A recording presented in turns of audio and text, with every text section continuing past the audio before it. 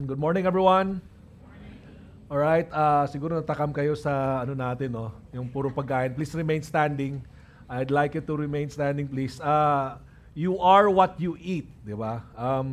Since pagkain yung pinag-usapan, hindi naman ito physical. No? We're talking about the Word of God. Can you find a partner right now? And again, hindi mo masyadong kakilala. Okay, share this one. Ano yung isang pagkain na gusto mong kainin pero alam mo hindi healthy para sa'yo? At ano yung pagkain na alam mong ayaw mong kainin pero alam mo healthy para sa'yo? Okay? Share mo yung struggle. Go ahead. Yeah, pag-uusapan natin yung pagkain no? Totoo naman talaga, kung anong kinakain mo, may mangyayari sa katawan mo, di ba? May idudulot sa katawan natin whether maganda o hindi maganda. Our food intake affects our health and well-being. We know that. Siguro, no, pag pinag-usapan, ano yung pagkain na gustong-gusto kong kainin pero alam ko hindi healthy for me. Nauna po pa sa mind nyo. Gusto nila yung ano talaga, yung sisig, yung taba, yung talagang gumagano, no? Yung gumagano. Gusto mo yung lechon kawali, lechon Macau, lechon wala, lahat. Di ba? Yung talagang, yung unang kagat, langit agad. Di ba? Ganun ba yun? Maybe for some, hindi naman pa gusto nyo yung sweet. Sino mga sweet tooth dito? Sweet tooth, taas kamay. Di ba? Lahat ng mga chocolate, ng mga matatamis and all, di ba? M&M's, ala, sige, laklak, kain. Di ba? Sinasabi natin sa sweets, di ba? Moments on your lips, forever on your hips. Di ba? Ala, sige, sandali lang sa bibig, pero ang lumalaki yung bewang natin kakakain ng matamis. You know all of those, di ba? Yung mga fast food, it's not healthy for you. Yung mga, yung mga bawal. Sarap kainin, pero it's not gonna be good for your body. Magiging best friend mo sa APE, yung mga cholesterol, di ba? Yung mga, ano pa ba? LDL, fatty liver, gout, di ba? Talagang best friend mo, mapapahay. High yung cholesterol. Now, alam naman natin pagdating sa vegetables, medyo, vegetables, ano ba yan? Sino bang gumawa kasi ng vegetables? Ano ba yung okra na yan? Okra, palaya. Di ba? Sa iba, talagang gustong-gusto nyo. Pero yung iba, di ba? No way. No seska. Tama ba? Alright, well, ganun din ganun din ang buhay. Kung anong pinapasok natin sa ating isipan, what we put in our mind, what we store in our hearts, and what we put in our soul have an effect in our lives. Would you agree with me? Whether it will be have a proper perspective, or positive perspective, or negative perspective, it depends upon what we consume daily, what we listen to, what we put in our minds and our hearts. So today, we're going to talk about the Word of God. How does the Word of God, okay, in this series, You Are What You Eat, do to our soul? Ano bang ginagawa nito sa buhay natin? Okay, and today, we're going to try to answer the question, is the Bible worth following? Okay? Is the Bible worth following? Alright, sabi nyo yan Yes, okay. Itong letter po ng 2 Timothy, this letter is the letter, I call these are the last words of a dying man. Okay? Last words of a dying man. Si Apostle Paul po ay, hindi dahil may sakit siya, kaya dying siya. Nakulong ulit siya, no? Sa Philippians, nakulong siya, nakalabas siya. Eto, pangalawang beses niyang makulong, pero alam niya, hindi na siya makakalaya, mamamatay na siya. He is going to die. And these are, itong 4 chapters ng letter na to, these are his last words to Timothy, his spiritual child. And when we talk about last words, we know it's serious, right? You don't mince with words, wala ka nang paligoy-ligoy pa, diretso ka, straight to the point. And this is what Apostle Paul was saying, and as though he was a dying man, quote-unquote, nasa death row na siya. Papatay na siya, pupugutan siya ng ulo. Tama ba? He will die. This guy has such unwavering confidence with the Bible. Unwavering confidence with the Bible. Mamamatay na siya.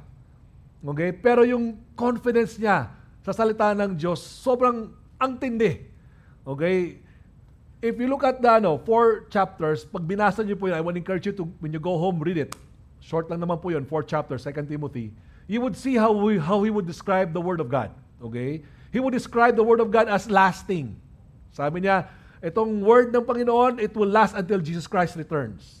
Itong Biblia, it's wholesome. Walang kasamang corrupt sa Word na to. Itong Word ni God, it's unstoppable. Wow, unstoppable. Sabi niya, nakakulong ako, pero ang salita ng Diyos, hindi nakakulong. Grabe, no? Tapos sinasabi niya, ang salita ng Diyos, ang Biblia, mapagkakatiwalaan, it's trustworthy. Oftentimes, he would tell Timothy, here's a trustworthy saying. Here's a trustworthy saying. And then he would talk about the Bible as the truth. Katotohanan. Now, Paul is not just proclaiming it, he's living it out. Pinapamuhay ni Apostle Paul. Yung sinasabi niya tungkol sa nakasulat sa Biblia. Okay? To the point that it shaped his life. It shaped his character. It shaped his belief. It shaped his faith. It shaped his goal. And even to the point na si Timothy, sinusundan ni Timothy yung buhay ni Apostle Paul. Kahit, okay, listen to this, even when situation around Paul gets tough. Nangyari na ba sa inyo yun? When your situation gets tough, the Bible that you're believing is tested. The scripture that you're holding on gets tested. It was tested. In fact, sabi na Apostle Paul kay Timothy, you, Timothy, however have followed my teaching, my conduct, my aim in life, my faith, my patience, my love, my steadfastness, and together with that, my persecutions. Here you go. Situations around Paul and around Timothy gets tough, may kasama ng persecution. Alam mo, persecution yung hina-hunt down ka para i-harass ka. May mga ganun ba kayo yung sa social media? Maybe hindi talaga social media, talagang kilala mo talaga, hina-hunt down ka para i-harass, saktan, murahin, may sabihan ng ganito. Hindi madali yun, ha? Alright? In fact, 3 times yung word na persecution na yan. Sa chapter 10, verse 11 rather, twice, and then verse 12, sabi niya po sa kanya, in fact, those who wants to live a godly life, go to the next slide, you will be persecuted. Kung gusto mo maging Kristiyano, kasama yan sa buhay Kristiyano. Mapagtatawanan ka, ipipersecute ka. Ladies and gentlemen, okay, as people of the Word of God, when the going gets tough, how do you respond? When the situations around us and the Word of God that we're holding on gets tested, how would you respond? Will we still be like Paul? Yung unshakable pa rin yung confidence, di ba? Sabi niya, mapagkakatiwalaan to. Di ba? Yung sinasabi niya, it will last. Ganun pa rin ba? Or we know from time to time we get weak. Now, hindi lang yung when situation around us gets tough, but also, on the other hand, it's also when the people around us gets rough. Yung mga kasama natin, hindi mo ina-expect, yung tipong inaasahan mong kasama mo sa buhay, naging kalaban mo. Naging kaaway mo. Naging kakompetensya mo pa. Alright? Ito sinasabi ni Apostle Paul kay Timothy. Hindi lang yun, sabi niya kay Timothy, there are evil people and impostors who will go from bad to worse, deceiving and being deceived. Pasama ng pasama. Yung mga, kung saan ka man nakatira, anumang environment na meron ka, may mga tao talaga na pasama ng pasama. Ano ginagawa nila? They will deceive. They will lead you into error. Sinasabi niya. Kaya sabi niya kay Timothy, ikaw Timothy patuloy ka lang, padayon ka sa Bisaya, patuloy ka lang sa kung ano natutunan mo. And what you have firmly believed, patuloy ka lang doon. Kasi yung mga ginagalawan mo, kung nasaan ka, may mga tao talagang ililid ka into error. Alright? When the people around us gets rough, who would deceive us, and when the situation around us gets tough, how do we respond? Now, ano ba ang klase mga tao yan when the people around us gets rough? Who are these deceivers? Who are these persecutors? Well, Paul named them, medyo mahaba po yung list, but from the start to end, ito lang po yung gusto kong ibanggitin sa nilista ni Paul. At least 3 po dito. Okay? Sa chapter 3. Una is, lovers of self. Okay? Lovers of self. Next, lovers of money. And then, lovers of... So, ito daw mga to, ito mga tao na wherein anong lumalabas sa bibig nila, anong mga ginagawa nila, talagang pera, pera, pera, pera. Di ba? Basta pera, walang pakialam sa relationship, walang pakialam kung sa mga values, pera. Importante ang pera. Right? Lovers of money. Iba naman, lovers of sarili. Self-care. I'm not saying self-care is bad, but when self-care becomes ultimate over God, right? When my own peace, pag yung sarili kong peace, disturb na because I'm a Christian, ayaw ko na. Teka muna, that's not what Christianity is. Because when you say you're gonna follow Jesus, you're gonna take up your cross daily. Deny yourself. Right? It's not. These are those who you would hear in social media, mga principles about self, about money, about pleasure, rather than lovers of, ano sabi dyan? Lovers of God. Tapos meron ding minention si Apostle Paul sa chapter 4 na merong kasama sa simbahan, na iniwan siya. Pinangalanan pa nga ni Apostle Paul eh. Anong pangalan niya ay si Demas. Okay? Okay? Hindi siya nagmumura. Demas. Okay?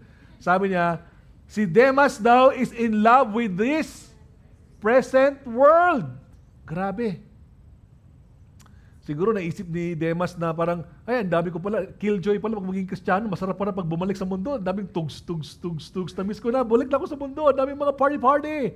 I don't know, iniwan niya si Apostle Paul and he was in love with this present world. More people will follow the teachings of self, teachings of money, teachings of pleasures, teachings of loving the world. Okay? Meaning the corruption of the world. They will not listen to the Bible. In fact, they will oppose the Bible. And Apostle Paul continued by saying, a time is coming na itong mga tao na to, ayaw na lang makinig sa Biblia. They don't like to listen to the Bible. They reject the Bible. In fact, naghahanap sila ng mga teachers na gusto lang nilang marinig nung sasabihin. Yun lang. Pero pag ayaw nila, get out. Pag Bible, di ko kailangan yan. Okay? They will follow their own desires and then they would chase after, ano daw? Myths. Mga gawa-gawang mga paniniwala na hindi naman totoo. Mga kapatid, tanong ko po sa atin, when the situation around us gets tough and the people around us, you know that they would get rough with the way they would live their lives, that we can be tempted. Kasi napaka-seductive naman talaga yon. Yung mga ganong teachings, di ba? Tanong ko po, is the Bible still worth following? Is the Bible still worth following? The letter of Apostle Paul, his last letter, was a resounding yes. It was a resounding yes. And at the center of his reasoned or settled reasoned certainty is 2 Timothy chapter 3 verse 16. Anong reason na yon? Sabi niya, all Scripture is breathed out. Say, breathed out. Breathed out by God. Okay? Huminga ka ng malalim. Tapos ibugan mo sa katabi mo. Breathe out. Okay. And then, breath of life ba or breath of... So basically, when you say breathe out, it's inspired by God. It goes back to where Adam was, kung paano siya naging living being. That God created him out of soil, and then God breathed into his nostrils the power of God to bring life to a person. The source of life comes from God. So when you say all Scripture is breathed out by God, it means the Bible is of divine origin. Okay? It means it is the Word of God.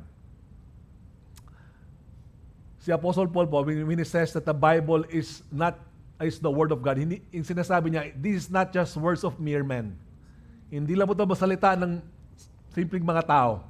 Alright? This is not just even the divine thoughts of God. The Bible in its original manuscript document is considered as the very words of God. The very words of God. That is the Bible. And pwede pong sabihin na, teka muna, di ba, pero tao sumulat yan, pastor, di ba? Bakit, di ba pwedeng si God na lang pwedeng sumulat yan? Kasi, kaya naman yan, di ba? Hindi ba kaya ni God? Bakit tao sumulat? Hindi si God. Well, sa totoo lang, kaya naman ni God sumulat. Alam niyo ba na sumulat si God? Sa Ten Commandments, twice kay Moses, si God ang sumulat. Pabasa po. Sige, basahin natin. He gave to Moses yung tablet na yon of stone, which is written with the finger of God. Anong ginawa ni Moses sa tablet? Ininom. Hindi, joke lang. Ano yun? Gamot yun. Hindi, ang ginawa sa tablet, binasag, di ba? Binasag, tapos gumawa ulit si God. Sabi ni God, mag-cut ka ng ano dyan, into stone, tapos I will write it again. Go to the next slide. Exodus 34. Alright? Sabi ni God, cut for yourself 2 tablets of stone, and I will write. Kung kayang sumulat ni God, tama ba?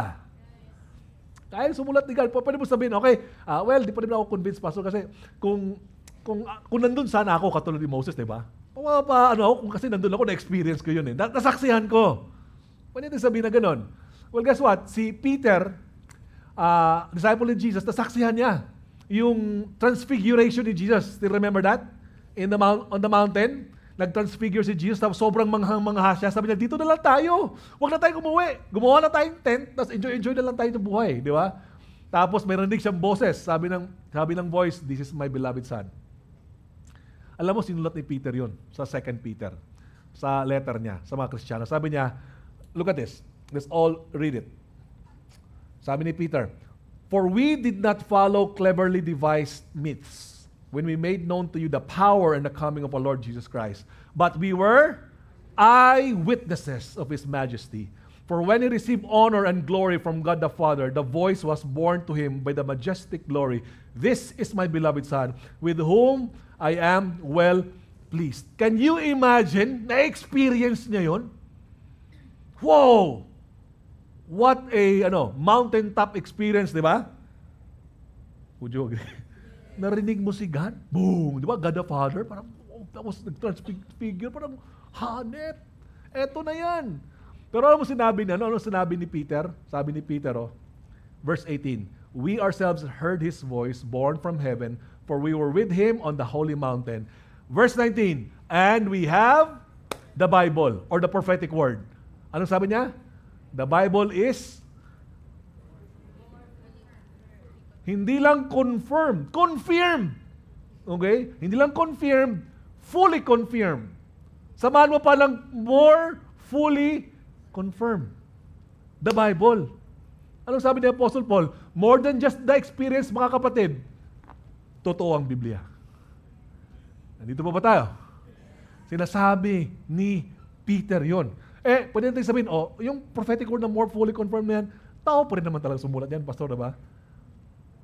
Oo nga, tao pa rin. Tao naman. Okay? In fact, it's 40 of them. Tao po ang sumulat dyan. Okay? Pero, hindi basa-basang tao. Ano ibig sabihin nun, pastor? Hindi basa-basang tao. Let's see what Peter has to say. Verse 20, sabi niya, of the same chapter, above all, you must understand that no prophecy of Scripture, or the Bible, came about by the prophet's own interpretation. Okay? Taking note of this, hindi interpretasyon ng isang tao. Anong ginagawa ng isang sa Scripture, sa mga nagsusulat? For prophecy never had its origin in the human will, but prophets, though human, spoke from God as they were, carried along by the, yung word na carried along dyan, is a picture of a sailboat. Alam mo yung sailboat na wherein kung saan pupunta ang sailboat, depende sa hangin. Right? Kasi wala namang makina ng time na yun eh. So, ibig sabihin, kung ano salang hangin, i-adjust nila yung kanilang sail para mapunta kung saan nila gustong pumunta. Kumbaga kung saan sa idadalhin ng hangin. Ganun po ang ginawa ng Holy Spirit. The Holy Spirit will move upon their minds and their hearts to write what God wants them to write. Is that clear so far? Is that helping us understand? Now, because yes, tao naman talaga, but they were carried along by the Holy Spirit. Okay? In fact, yung mga prophets in the Old Testament, si Moses, si Habakkuk, pinasulat ni God. Si Jeremiah, basahin po natin sa Jeremiah 30, 1-2. Sabi doon, the word that came to Jeremiah from the Lord, thus says the Lord, the God of Israel, write in a book all the words that I have spoken to. Pinasulat ni God kay Jeremiah. Si Isaiah din, pinasulat din ni God.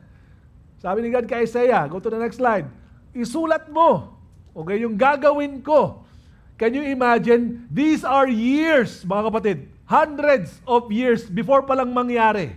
Pinasulat na ni God. In fact, go study it.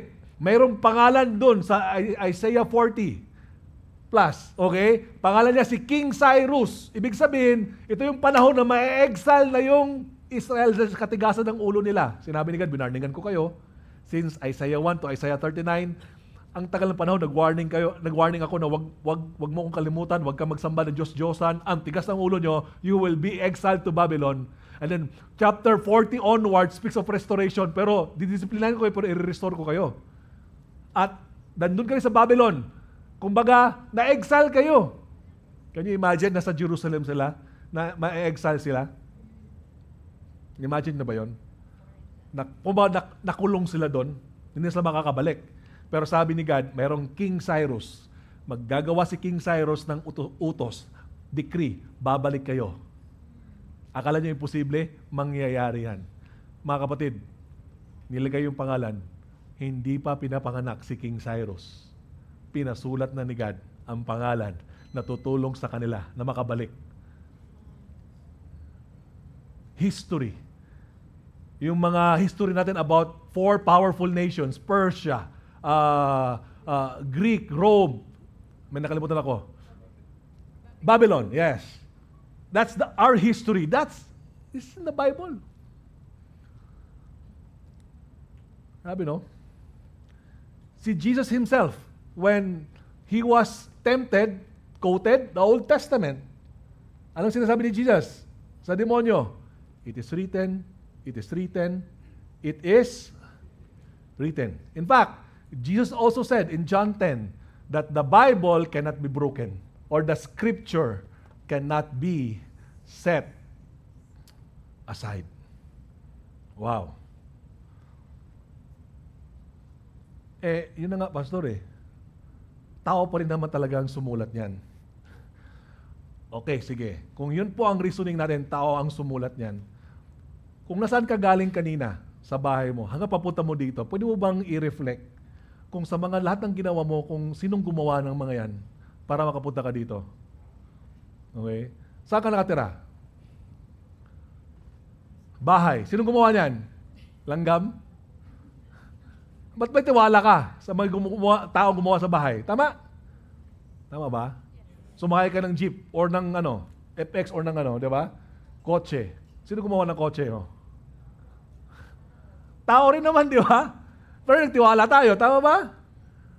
Sa mga ginagawa, pa-shampoo, mga gano'n, di ba? Anong brand, no? Mga test, ano to? Gusto ko ng mga... Sino gumawa nun? Tao naman, di ba? So yung reasoning na tao ang gumawa, hindi na yan, kasi ang kaiba lang talaga dito, these people are empowered by the Holy Spirit. Are you getting it so far? Okay? Now, Pastor, alam ko yan, tao, pero Old Testament naman kasing scripture na yan. Yung kinukote ni Jesus that the scripture cannot be set aside. Old Testament yan. Yung sinasabi ni Paul at saka ni Peter na scripture, wala naman sa New Testament ng time na yun Tama naman. Okay? Wala naman talaga. Old Testament naman talaga nung time na yon. But listen to this, okay? Hindi lang po yung mga propeta nung unang panahon. Pati si John the Beloved sa Revelation na pinag-aaralan natin, God commanded him to write it. We just had our series about it, right? Revelation. Ang sabi ni God kay John, the beloved, write what you see in a book and send it to the 7 churches. That speaks of forthtelling. Ibig sabihin, nung time na yon, may 7 churches na may message si God sa 7 churches na yon. Forthtelling. Pero verse 19, iba na. Write therefore the things that you have seen. Ibig sabihin, yung mga visions na pinakita ni God, not just for the churches at that time, but also for us. Foretelling. Now, medyo I'm gonna ask to have you to think with me as we look into the Bible, because we want to challenge it. Because this is where we put our faith in, right? This is where we put our hope in the Word of God. Now also, si Peter po, ilelevate niya yung writings ni Apostle Paul, yung mga epistles ni Apostle Paul, ilelevate niya to the same level with the Scripture, with the Old Testament. Tingnan niyo po to, sabi ni Peter sa chapter 3 verse 16. Sabi niya, may mga sinulat si Peter na ang hirap intindihin. Sino dito na nahirapan ka rin umintindi ng Bible habang nagbabasa ka? Maging honest tayo, wag magkunwari. Diba? Nahihirapan tayo, di ba? Oh. Inunahan na tayo ni Peter. Sabi ni Peter, may mga sinulat si Paul that are hard to, ano sabi dyan? Understand. But just because it's hard to understand, does not mean we will not discover the truth. Ang ginagawa kasi ng ibang tao, dahil mahirap intindihin, the ignorant people, o yung mga mali yung ugali, tinitwist nila yung Scripture, yung Bible. They twist it to their own destruction as they do the other. Again, that's the Old Testament Scripture. So meaning, what Apostle Peter was saying, that the writings, the epistles of Apostle Paul is the same level with the Scriptures.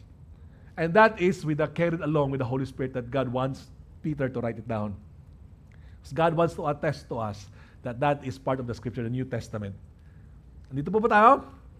It's something that I don't want to go so technical po kasi meron pong tinatawag silang canonicity of the Scripture. To be able to understand that this is acceptable and approved, may isang level of filter. That is apostolicity.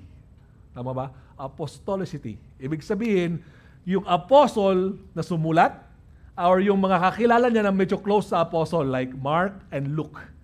Si Luke close kay Apostle Paul, si Mark close kay Apostle Peter. Okay? Now, 66 books po yung pumasa sa standard. Hindi po kasama dito yung yung Judith, yung Maccabees, Enoch, tama ba? And many more. Alright? 66 books po yung Bible natin as Christians. This is something that we adhere because it passed the canonicity. I just felt like saying that. Now, anong sinasabi ni Apostle Paul with regards to the Word of God? Sabi niya, 1 Corinthians 2:13, we impart this in words not taught by human wisdom, but taught by the Spirit, interpreting spiritual truths to those who are. So, as Christians, we are spiritual. Would you agree?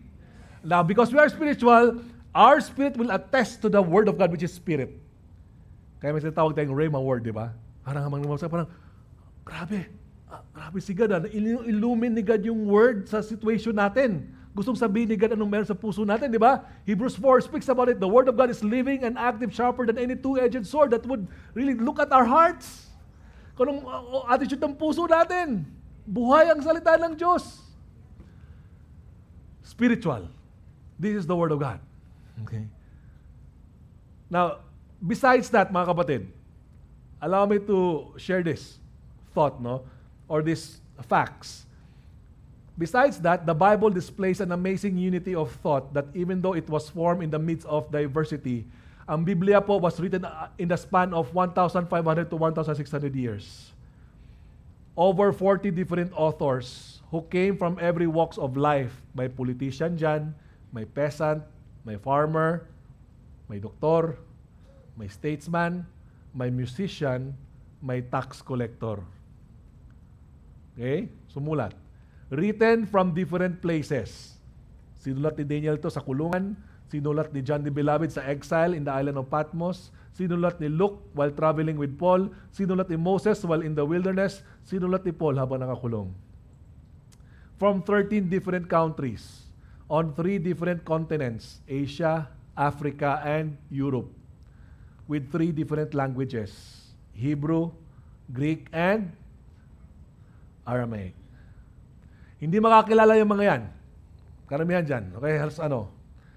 Pero, if you look at it from Genesis to Revelation, you would see how the thread of the message, the amazing unity and continuity of God's message, hindi sila nagbabanggahan. Which means there is a divine author. The Bible is of divine origin. It is the Word of God. So mga kapatid, when the going gets tough, and the people around you gets rough, will you still choose to trust God's Word? Pag hindi mo na maintindihan yung nangyayari sa buhay mo, di ba? Ano to? Lord, hindi ko na magets. Will I still choose to trust God's Word? The authority of God's Word? And just like this centurion, wherein amazed si Jesus. Sabi ni Jesus centurion, grabe yung faith niya, no? Kasi anong sinabi ng centurion? He understood the authority. Anong sabi niya? Just say the word and my servant will be healed. The authority of God's word. What if God has given to you already the word that you will be healed, but you're still experiencing pain? Will you still choose to trust God's word? Will you still choose to trust? Lord, sinabi mo, God. Sinabi mo, ito yung pinangako mo, Panginoon. Di ba? I mean, in our small group, you guys, Pauline, Ian, you're gonna go to New Zealand next week. You have trusted God's word no matter what, right? You have hold on to God's word. May mga hindi nangyari, hindi naintindihan, but the word of God was there. And He spoke it. And because He has a plan. God has a plan. It's gonna be bigger than your dreams. Will you still choose to trust God's word when the going gets tough? Just amazing. 1,600 years. But the continuity and how God authored this word is still very much alive. Jesus said, heaven and earth will pass away, but my word will never pass away. The Bible is of divine origin. It is the very word of God. But also, at the same time, the Bible is God's divine self-disclosure. Meaning, di ba pag breath, di ba? May proximity, may kalapitan, di ba? Breath. Pag mag-speak, medyo narinig daw kasi malakas boses ko. Pero pag breath, there's that proximity. You know what? When God breathed, He puts that proximity with Him and His creation, that people will get to discover this is God. The self-disclosure of God, that we get to not just know the Word of God, we get to know the God of the Word. Who this God is. Sino ba si God? Nakikilala natin siya. And how many of us are glad na si God, He discloses Himself to us kung sino siya? Kasi apart from God disclosing Himself to us, we wouldn't know. We will just be left to our own assumption. Sino ba si God? Baka galit si God pag ganito, baka ganito, ganyan. Ano bang i-offer ko sa Kanya? Mukhang hindi nangyayari. Alam mo yung gano'n, hindi natin alam kung ano yung what pieces God of, what God loves, di ba? Hindi natin maintindihan yun eh.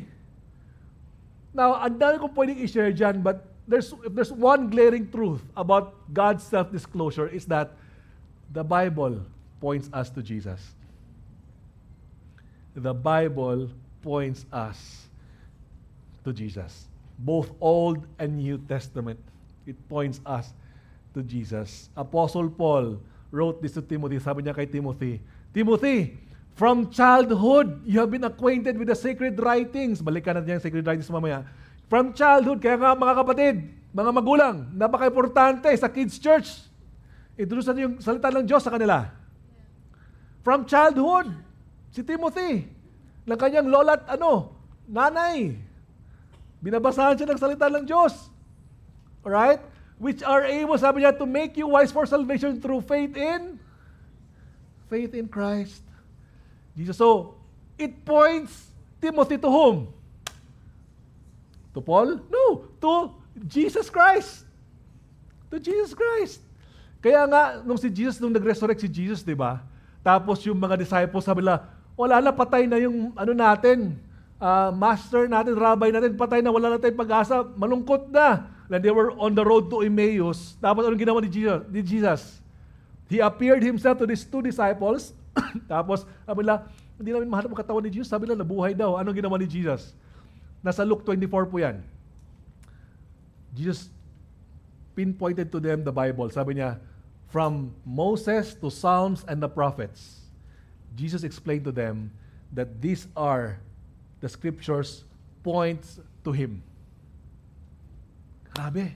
Kung baka Bible study sila ni Jesus. Oh, ito yung ganyan. Lahat ng mga yan, it speaks about me. And then, yung mga 11 disciples na nagtatago sila, nagpakita si Jesus, tapos ganun din ulit ang ginawa ni Jesus. From the law, from the prophets, and Moses, He told them. And Proverbs, this scripture points to me. Yan yung Old Testament eh. Moses, 5 books. Prophets, the law, and even Proverbs, di ba? It points to Him. What's my take on this one? That we get to know the God of the Word. Well, when it points to Jesus, we get to understand the graciousness of God. Amen? The mercies of God. The loving kindness of God because of Jesus. In fact, the book of Hebrews, the author of Hebrews says, long time ago, God would speak to us in many ways through the prophets, but now He has revealed Himself to us through the Son of God, through Jesus Christ. And it speaks about Jesus as God who holds the universe by the power of His word. Sustains the universe by the power of His word. There are many prophecies in the Old Testament. Sabi nga nila, there are 322 prophecies relating to Jesus alone. 322 prophecies relating to Jesus alone in the Old Testament. Now, yung isang mathematician, si Peter Stoner, said na yung probability na 8 doon, out of those 322 prophecies, the probability that 8 of them will be fulfilled is equivalent to ito yung description niya. I would like to contextualize it to us. Parang buong Luzon. Buong Luzon, naglaglag ka ng tigli 5 piso, 5 piso. Punuin mo yung buong Luzon ng 5 piso. Tapos yung taas is 5 feet. Ano ba yung 5 feet? Ganon? Uy, grabe na insulto yung mga 5 feet. Sorry. Forgive me. Hindi ko sinadya yun, okay? Kita Bea. Okay. Alright. So, basta ganon. So, ang taas nun, di ba? Tigli 5 piso, Luzon, tapos, mamili ka ng isang 5 piso, lagyan mo ng mark, pula, itapon mo dyan sa Luzon, ganyan. Tapos, may tatalon dyan, naka-blindfold, tapos, gagawin siya, kukunin niya. The odds na makuha na yung pula na yon, probability is 1:100 quadrillion.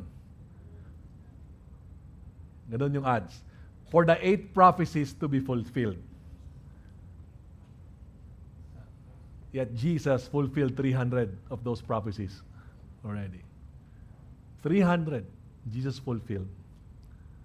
Old Testament. Look into it. How about that? Is this just mere swerte-swerte, chamba-chamba? Di ba? Sana naman hindi ganun tingin natin sa Biblia, di ba? Na pag tayo Kristiyano, pag tayo sa ano bang word ni God sa akin? Di ba? Judas hung himself. Malian. Di ba? Ganun ba yon? Ganun ba yon? Sana po we don't put to chances the Word of God. Amen? Right? Kaya nga alam mo si Peter, grabe yung ni Peter, unwavering confidence. Sabi ni Peter, ako dahil sa Biblia, dahil sa gospel na nakuha ko, napulot ko sa Biblia, sabi niya, I'm a preacher, I'm an apostle, and I'm a teacher in which I suffer. Nagdudusa ako habang nagtuturo, habang apostle, and habang a preacher. Sabi sa verse 2 Timothy chapter 1 verse 11 to 12. Pero sabi niya, but I am not ashamed. Bakit? For I know whom I have believed. Kilala ko siya eh. Kilala ko yung Diyos ko eh. Right?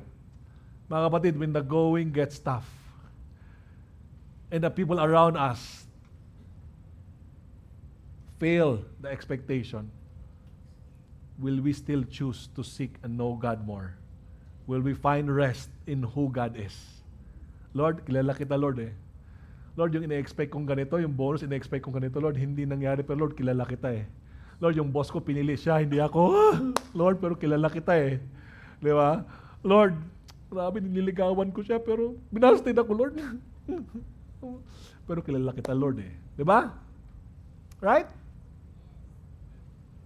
We experience those things na hindi natin maintindihan lahat, pero Lord, I want to know you more. Parang David, di ba? A man after God's own heart. Right? Mismo kapatid niya, pinagalitan niya, pero dito ka sa labanan. Di ba? Ikaw talaga.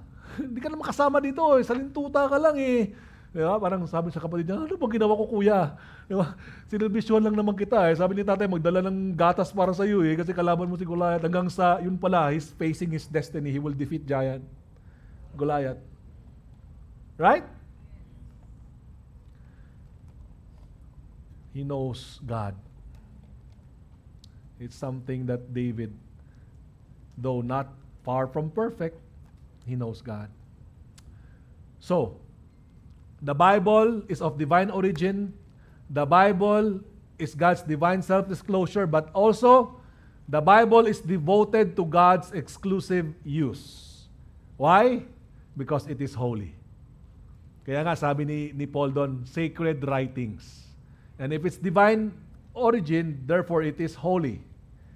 And if it's holy, it is devoted for God's exclusive use. Mga kapatid, ang salita ng Diyos is not for our own personal exclusive use. God knows the purpose of His Word. Amen? When we use this Word to try to satisfy our own, you will be frustrated. Why? Because that's not the way God purposed His Word. God has a grandeur plan of saving His creation, redeeming His creation. And it's not just, itong Bible to, this will give me my dreams. Di ba? My dream job, my dream. No. It does not automatically assure that. Yes, may promise si God sa atin, but that's not the point. The Word of God will point us to the heart of God. His purpose sa buhay natin. And what's the purpose? Look at this, 2 Timothy 3:10-17. All Scripture is breathed out by God and is useful for teaching, reproof, correction, training in righteousness, that the man of God may be complete, equipped for. So, itong salita ng Diyos, very useful siya para i-correct yung error ng mga mindset natin. Di ba? Tapos, to reproof. Yun eh. Tapos yung correction, ibig sabihin ng correction din, it's to put you back to the right track. Mali yan, error yan, pero ibabalik kita sa tamang path. Alright? And to train us in righteousness, righteous thinking, righteous feeling, righteous actions. Iti-train tayo ng salita ng Diyos, di ba? Pag nararamdaman mo na yung envy, Lord, andito na. Nag-iiba na yung ano ko. Kailangan ko ng salita mo, Lord. Paalala mo sa akin. Tapos sabihin ni God sa'yo, you are my beloved. Oh, thank you, Lord. Di ba? How many of you have been secured by the Word of God? We have been corrected, we have been reproved, we have been taught by the Word of God. Para saan? So that the man of God will be able to do the good works that God has prepared for us to do. Okay? So itong salita ng Diyos will equip us, will fully furnish us to do the good works that God wants us to do. Yung word po na work means it's a deed or an action that completes the inner desire or the intention and the purpose. So si God may purpose sa buhay natin, tama? So to complete that, para magawa yung mga actions na yun, the power of God will empower us to do that through the Word of God. Amen. And we get to do it because of the power of God working in our lives. Kaya nga, di ba, pag mga graduate sa college, pag natapos mo yung 4th year, Mas maraming opportunities, di ba, kaysa gumraduate ka ng elementary? Tama ba? Bakit? Kasi nga, ang tingin ng mga nakatapos to. Nakakompleto to ng ganito, ganyan. Na-equip to sa mga trainings at sa mga aral. Ganun din ang salita ng Diyos. Ini-equip tayo. Ini-furnish tayo so that we can do what God has called us to do. And at the end of the day, for us as Christians, Apostle Paul was able to do it. Anong sabi ni Apostle Paul? Itong letter na to. Famous verse, sabi niya, I have fought the good fight. I have finished the race. I have kept the faith. Sabi niya kay Timothy, Timot, okay. Nasa finish line ako, Timot, okay. Ibig sabihin, mamamatay ako, pero ang sabi niya, henceforth, there's laid up for me a crown of righteousness, which the Lord, the righteous judge, will award to me on that day. Salita ng Diyos yan. Hawak-hawak niya. Oh. And not only to me, but to all. That's us. Di ba? That's you and me. There is a good work that God has prepared in advance for us. And the Word of God is power. It's of divine origin. Amen. It's of His divine self-disclosure that we get to know Him. And it is of His exclusive use. And hopefully, when our time is up, we can say, Lord, salamat God. Salamat sa salita mo, sinustain ako ng salita mo, kahit magulo ang mga nangyayari sa buhay ko, kahit may mga ups and downs ang seasons ng buhay, alam ko, Lord, itong salita mo, God, ito ang totoo. Amen. Alam ko, God, sinabi mo, di ba, marriage is for man and woman. No matter how the world community tries to redefine it, it is of man and woman. This is your word, O God. I trust your word. And you said in your word that I have to love my enemies. Medyo masakit, Lord, ha? Lord, enemies? Mag-100 araw na, Lord, wala pa nakukulong. Mamahalin ko sila, Lord, patatawarin ko sila. Pwedeng makaganon lang muna, Lord. Diba na isa? Tapos, pinatawad na kita. Ganun ba yun? Pero sinabi ni God, patawarin eh. Di ba? Ano pa mga sinasabi ni God sa atin? Alright? To trust Him. That He is the shepherd. He will be the one to lead us to green pastures, right? So, Lord, ako naghahanap ng green pasture. Sabi ni God, kung nasaan kita idadala, doon ang green pasture. Okay, Lord, sige, yun pala. Akala ko sa Lord, ang green pasture, yung Switzerland eh. Green pasture. Sabi ni God na ako ang magdadala sa'yo kung nasaan. Kung Pilipinas yan, that's a green pasture if that's my will. Mga kapatid, will we still choose to obey God's word? When the going gets tough, and when the people around us seem to be the incarnation of the devil. Ganun ba yun? So I would like to ask the music team to come up here. Something to be in realization for us.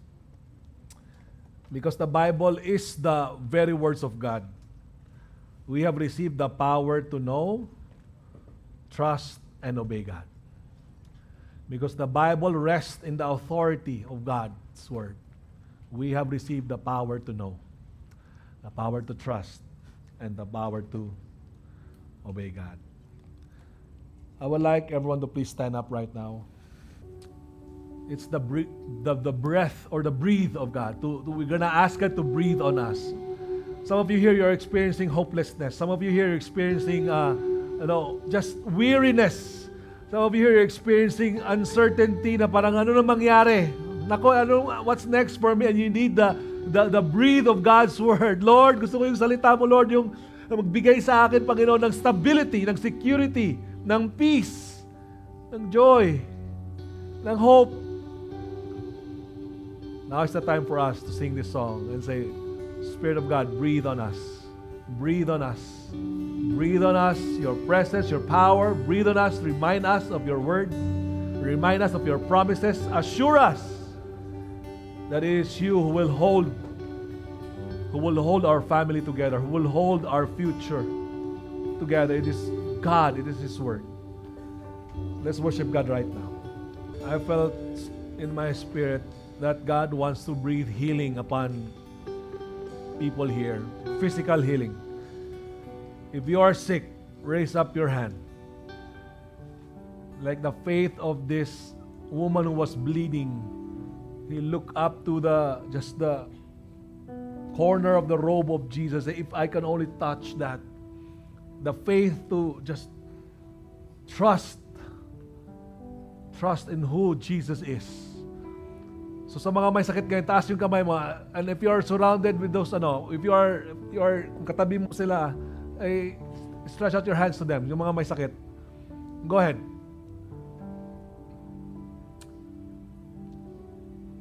In the name of Jesus, I speak your healing power to be upon your body. The healing power of God's word, of God's presence.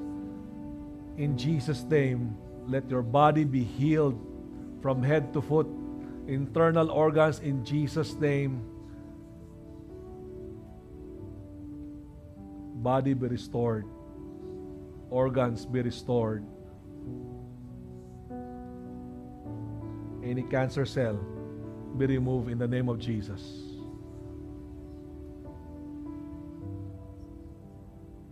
Against all unbelief, we choose to believe, God. We look to your word, Lord. Let there be healing right now. Even today, as of this moment, Lord. You are bringing healing upon the body of my brother and sister in Christ right now. If there are loved ones na meron silang may sakit, then in Jesus' name, let there be healing, infirmities and sickness be gone. Body be whole. Body be whole. For those who are also praying for emotional and mental healing, go ahead, just receive the peace that comes from God. Let there be healing upon your mind, upon your heart.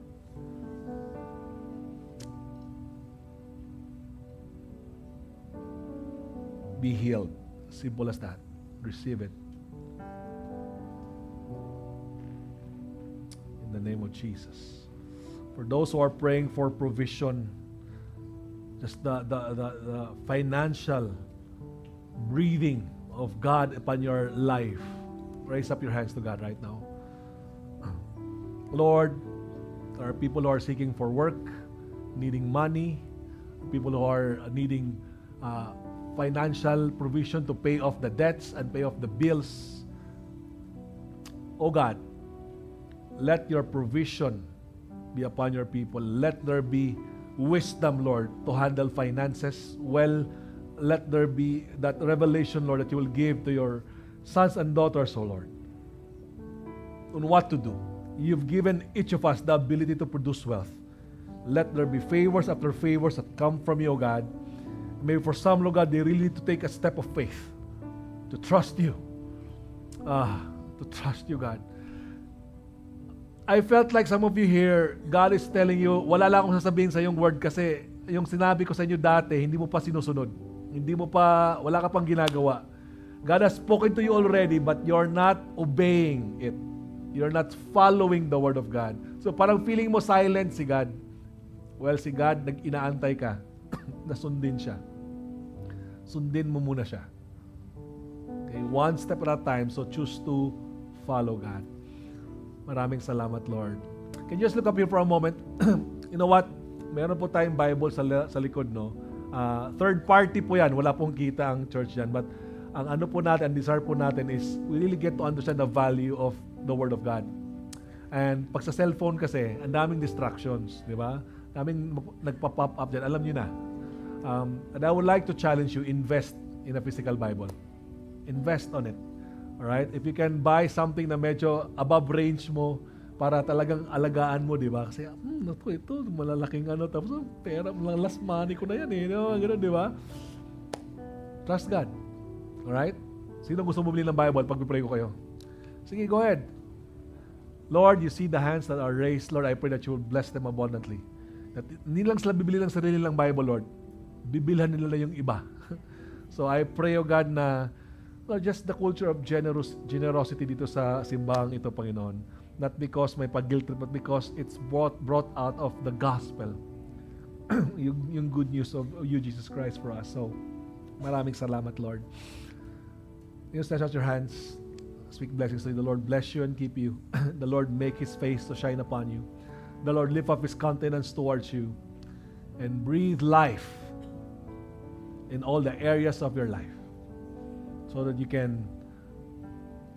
you will be complete, fully equipped to do the good work that God has prepared in advance for you. Church, our service has ended. It's now time to serve your family, serve your community, walk in the Word of God. In Jesus' name, amen. Amen. Bless you, everyone.